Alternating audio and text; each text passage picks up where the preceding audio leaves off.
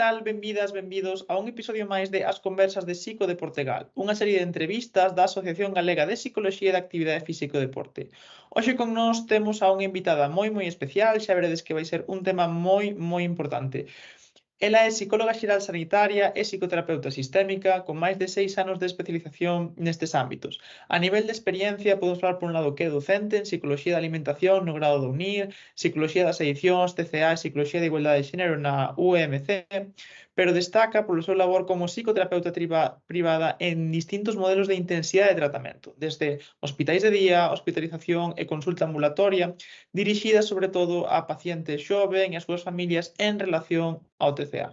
Pero ademais ten unha vinculación co deporte porque é unha gran aficionada a escalada, así que hoxe imos falar un pouco de todo isto. Damos a benvida a Esther Silva. Que tal estás, Esther? Hola David, moitas gracias aquí. Moi ben, con ganas de ter esta conversa. Pois moitas gracias a ti por vir a esta entrevista de As Conversas de Psico de Portugal. Entón, imos comenzar xa pola primeira pregunta. Que son os TCA? Vale. Bueno, os TCA as siglas responden a trastornos da conducta alimentaria. Son enfermedades que se denominan psicosomáticas porque teñen unha parte basal, digamos, que de orde psicolóxico, pero que se manifesta a nivel somático, a nivel corporal. Teñen unha tendencia grave e unha base etiolóxica, o sea, causal, que é multifactorial, que non se pode definir como unha única causa, unha única razón. Bueno, pues en xeral, logo si que centramos un pouco en isto, pues interaccionan factores de orde máis sociolóxico con factores psicolóxicos, fisiolóxicos e do entorno. Eso Vale, sería. sí, eso pareceme ben e podemos falalo despois, pero antes de ir a eso quería preguntarche que tipos de TCA pode haber, porque para que a nosa audiencia poida coñecelos e en que se diferencian entre eles. Vale. Bueno, o manual diagnóstico dos trastornos mentais sí que xenera como categorías así como estancas do que diferenzan, digamos, según a sintomatoloxía que presenta a persona. De todas formas, hai tamén corrientes, agora te respondo a isto, pero hai corrientes como que tenden a pensar que os TCA en verdade non teñen o sea, non teñen realmente esa capacidade de estancarse tanto nun diagnóstico, sino que tenden máis ben a fluctuar e a encontrarse como se fose máis un péndulo ou un continuo. De xeito que unha persona que igual se inicia cun diagnóstico ao longo do transcurso do tempo, porque son enfermidades que tenden a ter unha trayectoria longa, poden evolucionar nun diagnóstico distinto. Pero, bueno, respondendo á pregunta, os principais son a anorexia nerviosa, a bulimia nerviosa, o trastorno por atracón e outros trastornos da conduta alimentaria non especificados, que serían os que non cumplen todos os criterios. Entón, as anorexias, que se distinguen en dous grupos fundamentais, tenden a ser persoas que buscan controlar ou reducir, sobre todo, a ingesta calórica a través da restricción tanto cualitativa como cuantitativa de alimentos, é dicir, deixando de comer a cantidade que necesitarían para estar ben ou eliminando determinados tipos de alimentos que consideran máis calóricos ou máis fóbicos. Entón, a correlación a nivel corporal tende a infrapeso, ¿no? Tende a encontrarse nunha situación de infrapeso e existen características que son comuns a outros trastornos da conduta alimentaria tamén, que son esa fobia ponderal, a ganancia de peso, unha insatisfacción constante coa imaxe corporal e tamén moita distorsión, ¿no? No sentido de que a percepción que teñen dos seus corpos non tenden a ser acordes á situación real ou exacta da súa fisionomía. Isto non sempre implica que se vexan, ¿no? esta imaxe clásica de que se perciben como un corpo máis gordo do que teñen, sino simplemente un corpo distinto. Ás veces incluso defínense como un corpo raro, non necesariamente como gordo. Pero, bueno, sí con esa tendencia a non percibirse dun xeito como acorde. No caso das anorexias, existen persoas que exclusivamente realizan esta parte restrictiva e outras que tamén teñen a maiores síntomas purgativos, ou poden ser vómitos ou outro tipo de compensacións como o emprego do deporte, que agora falaremos, ou outras laxantes, diuréticos ou outros mecanismos adelgazantes, pero sempre con esa base da restricción. Entón, o que diferencia estas anorexias da bulimia é que no caso da bulimia as persoas que a presentan sí que tenden tamén a ter como conductas restrictivas, pero esa non é a base fundamental, non? Que senón que poden ter unha alimentación en tendencia máis normalizada, sempre hai con componentes un pouco desaxustados, pero Ujú. logo preséntanse situacións de atracón que de comer unha cantidade moi grande de alimento nun tempo corto de tempo, con sensación de descontrol, con sensación de culpa, con ansiedade asociada, e logo, a continuación, levar a cabo esas conductas compensatorias, que as máis habituais son os vómitos, pero poden ser outras, como vos decía. Vale. E, e esa sería a bulimia, e logo o terceiro diagnóstico así máis común, o trastorno por atracón, presenta estas situacións de atracón que acabo de definirvos, pero sin ter conductas compensatorias. Entón, a tendencia é pois, a corpos que tenden máis a un sobrepeso por esa razón. Esta sería ¿no? O sea, a base xeral común a todos os trastornos da conduta alimentaria é o malestar respecto á imaxe corporal e ao malestar e a mala relación coa propia alimentación e as características diferenciadoras son os propios síntomas específicos de cada un. Ademais, este tipo de trastornos, pois, bueno, cada vez son máis comúns, que aparezan xa non só en medios especializados, sino tamén nas noticias, nos Uh -huh. xornais. Entón, xa que estás aquí, queríamos preguntarche realmente cal é a súa frecuencia habitual, se podemos Uh dicir -huh. algunha, e tamén cal é o pronóstico que poderían ter. Vale, sí. Son, como dis, cada vez máis frecuentes, o sea, ademais en concreto como a raíz da pandemia, a idade de inicio que tiña xa como un período crítico entre os 14 e 19 anos, está sendo cada vez máis temperá, ¿no? O sea, como cada vez é máis un inicio Ujú. máis xoven. Eso que se está identificando, entón tamén as cantidades están aumentando e entendo que en base a isto, pois, bueno, as cifras irán modificándose aínda. Pero así como datos que se recollen en España nestas últimas etapas, calcúlase como que entre na población xeral como entre un 4,5 e un 6,4% de mulleres e entre Ujú. un 0,3 e un 0,9 en homes. Isto sería como unha diferencia de 10 mulleres por cada un home, non? E isto Ujú. é importante, non ten que ver co sexo biolóxico, sino cos roles sociais asignados, vale? Porque Ujú. aí veremos tamén os relación coas cuestións como de risco, no? O foco social que hai a nivel de delgadez nas mulleres que é superior a dos homes. O diagnóstico máis común é o da bulimia, a diferencia do que se pode pensar, no? Que tamén se fala en xeral máis das anorexias, e é unha das enfermidades que máis presentes están nos ingresos por trastornos psiquiátricos, en como un 15% dos casos. Respecto á evolución ou o pronóstico, tamén é importante dicir que a enfermedade ou o trastorno mental máis presente en adolescente, en población adolescente, e a taxa de recuperación tende a ser como un 40 ou un 50%, unha recuperación total, Ujú. pero tamén hai unha porcentaxe moi alta que tende a cronicidade, ¿no? Sobre un 20 ou un 30, e tamén a taxa de mortalidade asociada tanto por dificultades relacionadas coa propia conduta alimentaria como por suicidios Ujú. pode tender tamén a un 20%. E isto é especialmente alto en adolescentes. Entón, isto tamén fai que sexa pues, un trastorno que está moi no foco actualmente. E a última pregunta que queríamos facerche así antes de xa entrar no en que ten que ver o deporte con todo isto, non? Sino serían Uh -huh. cales son as razóns fundamentais que fan que unha persona desenvolva este TCA, porque agora comentaches a importancia dos roles de xénero, a importancia Sí. da social, entón, bueno, Uh -huh. cal serían, se nos poderías decir, esas principais razóns ou motivos? Sí. Pois sí, efectivamente, o factor social é un factor que ten moito impacto en esa presión como sociocultural hacia a delgadez, esa presión estética. Vémolo máis nas mulleres que nos homes, tamén en cuestións pois referidas, por exemplo, á idade, ¿no? Pero esta condición da gordofobia está en xeral máis enfocada cara ás mulleres que cara aos homes. Entón, hai unha internalización dun ideal de beleza que coincide co ideal de delgadez, e como unha importancia nesto, ¿no? Na, na presencia estética, non só na delgadez, sino na beleza, digamos. As redes sociais, que cada vez tamén están máis presentes, tamén é un dos factores sociais importantes, pero, bueno, se fose isto o único, Xa. estaríamos ante unha pandemia moi superior a que existe, ¿no? Entón, claro, tamén hai outros factores que son de corte máis microsocial ou de corte máis individual. Por exemplo, estudiase moito bueno, a presencia de experiencias de corte traumático ou de Ujú. diversas violencias como un dos factores de risco, ¿no? Por exemplo, que haxa rechazo ou abuso na escola, abuso sexual, abusos físicos, emocionais Ujú. de calquera índole.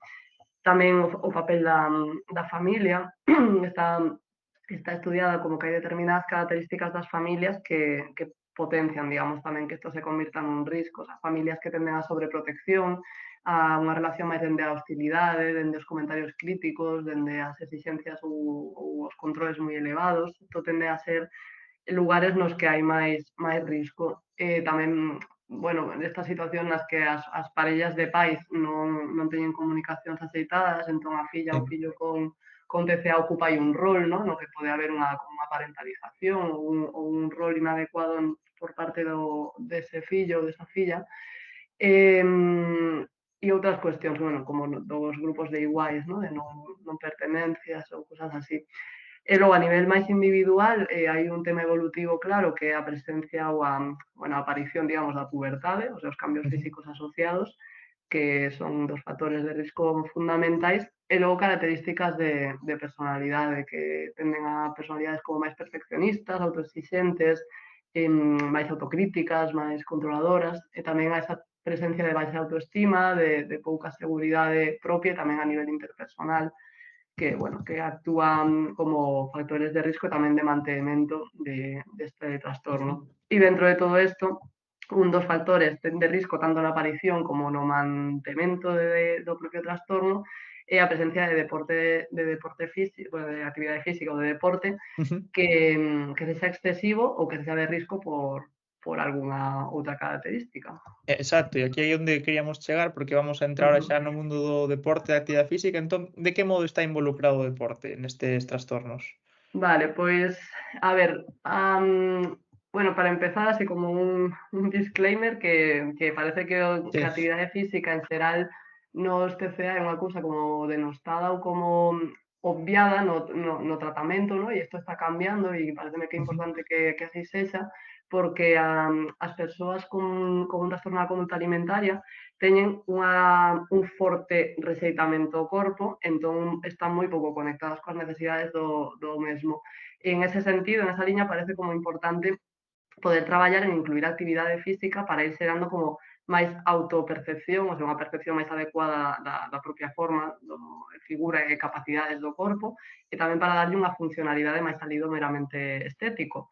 O sea que, bueno, e para a propia recuperación física tamén é importante. Pero é verdad que históricamente non se puxo tanto foco aí, porque máis ben o que se percibe como que o deporte é un lugar perigoso, ¿no? Entón, na xénesis dos propios TCA suele ser un síntoma máis de tanto, bueno, de búsqueda desa compensación que falaba antes, Ujú. entón a vivencia tende a ser dende a culpa e dende a autoexixencia, non? O sea, esa necesidade de facer deporte para así ou apagar a cabeza que me dá mensaxes castigadores ou para esa crenza de que estou compensando algo que alimentariamente fixen mal ou fixen excesivo. Sí. Entón, esa é como a forma máis presente da actividade física nos trastornos da conduta alimentaria. E no seu caso máis extremo, que tamén agora entraremos nos deportes máis de élite, aí xa pois hai moitas máis razóns polas que supón un risco. Entón, por afondar un pouco nesto, en que Ujú. condicións podría estar recomendada a actividade física nun TCA? Ujú.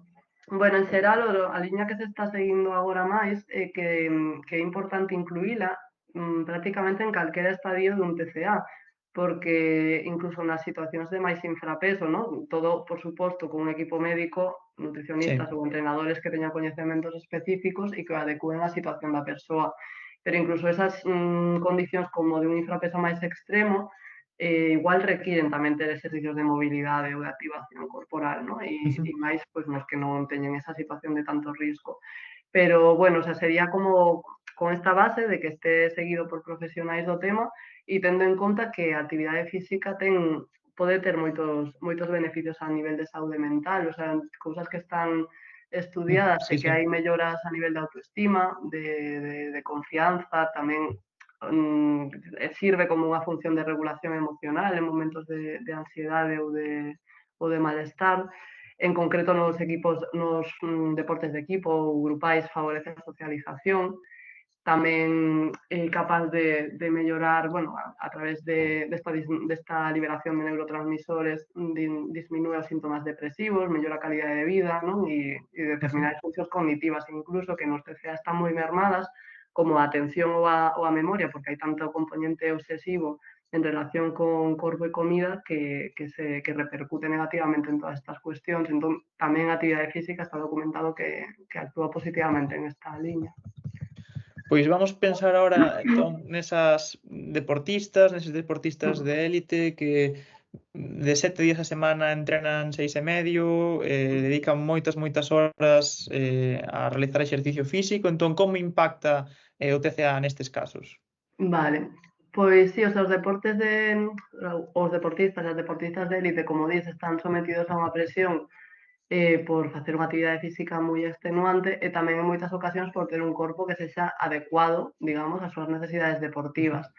Entón, si isto se une a outros factores, como vimos, ¿no?, de risco individual ou máis sistémicos, ou do propio sistema de entrenamento, ¿no?, que a veces tamén os entrenadores potencian ou o modelo deportivo pode potenciar estas prácticas, podenos levar a tratar de modificar o seu corpo a través de dietas anómalas, ¿no?, para perder peso ou para aumentar musculatura. En concreto, os tipos de deportes que máis estudiado está, que son propensos a isto, a desarrollar un TCA, son aqueles que son sensibles ao peso. Por exemplo, os deportes de resistencia, como, non sei, as maratóns, por exemplo, porque a cuestión do peso enténdese que influe, mellorando ou perxudicando o rendemento. Tamén moi importante naqueles que se separan por categorías de peso, como o boxeo ou o judo, ¿no?, porque a posibilidade de competir depende de estar adecuado a un peso que se entende que teñen que presentar. E aqueles tamén cun foco máis estético, ¿no?, os de gimnasias, os de saltos de trampolín, bueno, aqueles que teñen como un foco máis estético. O que se estudiou ou se está estudiando con isto é que en torno aos deportistas de alto rendemento, igual que pasa na población xeral, a presencia dos TCA é maior en mulleres que en homes tamén, aínda que esta diferencia non é tan grande como víamos na población xeral, que era de 10:1. Bueno, os estudios son máis iniciais en este aspecto, entón os datos tamén son máis reducidos, pero sí que hai un metaanálisis reciente de 177 estudios que se fixo con 70.000 atletas de élite, e, bueno, que aproximan que os factores específicos do deporte que afectan en relación coa alimentación fai que un de cada 5 atletas poida ter risco de desarrollar un TCA. Bueno, en este sentido, mostranse pois distintas conductas que teñen que ver coa alimentación e que son desaxustadas, e especialmente en deportes como máis indoor, ¿no?, como temas de gimnasias máis que outro tipo de deportes. Así. E xa que nos comentas estas modalidades ou en cal impacta máis, impacta menos, tiñamos curiosidade por preguntarche por unha que sabemos que eres afeccionada, que é a escalada deportiva. Entón, teñen os TCA impacto na escalada deportiva ou obsérvase este tipo de trastornos nesta modalidade? Sí, pois mira, a raíz de que fai 4 anos, non? Ou 3 anos, foi nas anteriores Olimpiadas cando se incluíu a escalada deportiva como deporte olímpico, empezouse tamén a falar bastante disto, e é algo, pois, que é super reciente, pero que empeza a estar tamén así máis estudiado. Entón, o sea, o tema da escalada é que un deporte que é antigravitacional, o sea, no que o peso baixo ou un peso baixo en comparación cunha forza alta é importante para ter un rendemento óptimo, non? E isto ten feito que históricamente se considere que un peso baixo en sí mesmo é sinónimo de un rendemento alto. Entón, que isto tende a que se busquen, bueno, pois índices de masa corporal unha tendencia moi baixa. Isto especialmente presente en mulleres, pero tamén en homes, en verdade, non? E se vemos os corpos dos atletas que compiten, obviamente moi musculados, pero tendencia a esa delgadez. Entón, hai un estudio reciente tamén que se fixo cunha población xeral de escaladores, o sea, con escaladores que non só son de élite, sí que reportan como incidencias ou prevalencias de TCAs, non podo asegurar que sexan TCAs Sí, diagnosticados sí, como sí. tal, bueno, pero síntomas correspondentes, non? Que tende a como un 8,6% desta población estudiada, tamén de novo moi superior en mulleres que en homes. E no espectro de élite a mostra é menor, pero o porcentaxe de presencia de conductas compatibles cun TCA chega a un 42,9%, o sea, moi superior en este sentido. Entón, o que se está estudiando, o que se está reivindicando en esta liña, ¿no? Que históricamente pensouse que adelgazar, o sea, que pesar menos é un factor positivo, pero agora está se dando a volta a que pesar menos, o sea, adelgazar tamén consiste en perder músculo, e que Claro. nesa liña, pois igual non é un factor tan positivo para alcanzar ese propósito. E, de feito, bueno, hai determinadas atletas que, bueno, unha atleta que foi campeona en varios anos en España, que está moi posicionada nesta liña, que é Irati Anda, que falou publicamente do seu trastorno da conduta alimentaria, que a fixo, pois, bueno, pois estar batallando con isto durante moitos anos, sobre todo cando competía a nivel nacional, bueno, pois facíalle manter toda esta serie de síntomas relacionados coa restricción, tamén con comer a escondidas e con esa culpa asociada, e facía que o seu peso baixase moito, subise moito en función de se a temporada estaba empezando, a temporada xa remontara. En liña desto, estáse falando na selección española de escalada, o do seleccionador que traballa no Sí. Centro de Alto Rendemento en Sant Cugat, está falando de isto, ¿no? De que o deporte en sí non é o desencadenante, sino os valores que son, o sea, que veñen do entorno e que son erróneos nesta liña, nesa búsqueda de delgadez. Entón, estáse poñendo como máis foco a ter como tolerancia cero, digamos, a conductas que vayan nesa tendencia a pérdida de peso dunha forma inadecuada.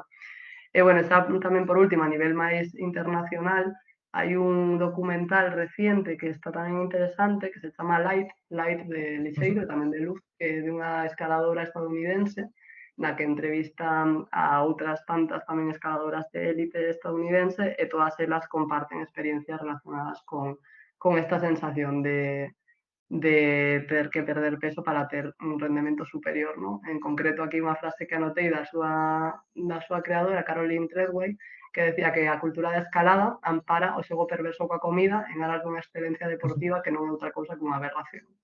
Entón, bueno, nesta liña é na que se está empezando a falar. E xa esta pregunta que xa vai ser a nosa derradeira, que podemos facer? Porque agora estás explicando poñer o foco, sensibilizar, pero que podemos facer para mellorar esta realidade nos TCA, non só na escalada, sino no deporte en xeral? Que poderíamos facernos como psicólogas, psicólogos ou en xeral a sociedade? Sí, bueno, pois en poboación xeral, o sea, non só en poboación deportista de élite, é importante, como decía antes, atender a que a actividade física este presente, pero dende a conduta de respeto ao corpo, ¿no? Dende esa búsqueda de benestar, por tanto, reducindo o factor de competitividade e tamén o factor de culpa, ¿no? Isto, como a nivel de poboación xeral, é importante, porque moitas veces o deporte inculcase dende un fin meramente estético, ¿no? De toda Sí. esta sobredosis de gimnasios que temos, ou dende ese lugar moi competitivo. Entón, sería importante como incluir que o deporte ten unhas funcións diferentes tamén. Logo, a nivel de deportistas de élite, a situación un pouco distinta. Entón, cousas que se está vendo que serían importantes sería implementar un acompañamento dun equipo médico adecuado, o sea, na que se poida pues ter, por suposto, a presencia dun psicólogo ou psicóloga deportivos que poidan dar ese espacio se necesita, pero tamén nutricionistas que teñan coñecemento sobre TCA e que poidan dar instruccións ou indicacións alimentarias tendo en conta esa parte. Logo, como vos decía antes, esta tolerancia cero a nivel de centro, o sea, a nivel global, en canto se perciban conductas que teñan que ver con presións a hora de perder peso, pois, bueno, poder denuncialos e por tanto, eliminar esa parte, non? Logo, por exemplo, outro factor que se ve que axuda moito, ou que perxudica moito, é a relación entre entrenador e deportista, Sí. que se ve que tamén un pouco históricamente a tendencia foi a silenciar estos problemas, a intentar non dar parte, pois para manter ese alto rendemento mentras se poida, non? Pero sería importante que isto cambiase. Entón, que se establecesen procesos ou protocolos de detección adecuados e que os propios entrenadores teñan un coñecemento acerca dos factores de risco e tamén das conductas que teñen que despertar unha alerta, digamos, acerca da presencia dun TCA. E xa por último, nestas persoas que teñen como que perder peso pois para encaixar nunha categoría deportiva, bueno, pois que as formas, os xeitos en que se busque esa pérdida de peso non entren en conductas tan, polo menos tan dañinas, non? Ainda que potencialmente sempre poidan selo. E en concreto na escalada, pois, bueno, desmitificar esta creencia de que o corpo lixeiro é exactamente igual a un rendemento, a un corpo que xenera un rendemento máis alto, e engadir outros factores, como por exemplo eso, traballo en forza, máis que o traballo en delgadez. Incluir, como decía, profesionais que teñan coñecemento acerca dos TCA e presionar as federacións deportivas para que non teñan esta tolerancia, non? Nesta liña posicionouse a gañadora das últimas Olimpiadas e tamén dos Mundiais de Escalada femenina, Janja Gamber, posicionouse totalmente en contra disto, non? E fixo aí un alegato que tamén está como abrindo novas conversas respecto a isto, e pareceme moi importante continuar nesta liña. Perfecto, pois a verdade é que fixemos unha viaxe moi interesante dende falar así en xeral dos TCA ata acabar en cuestións específicas do deporte. Eu a verdade aprendín moito e estou seguro que a nosa audiencia pois tamén lle vai gustar moito. E nada, Esther, pois darche as gracias e felicitarche polo teu traballo. Moitas gracias igualmente, que sigades facendo estas conversas tan interesantes. Pois ata aquí a nosa entrevista con Esther Silva. Como sempre, entrevistas moi interesantes. En este caso falamos dos trastornos de conduta alimentaria e como poden afectar aos deportistas. Se estás interesado en máis contido relacionado coa psicoloxía do deporte en Galicia, podes seguirnos na nosa páxina web psicodeportegal.com.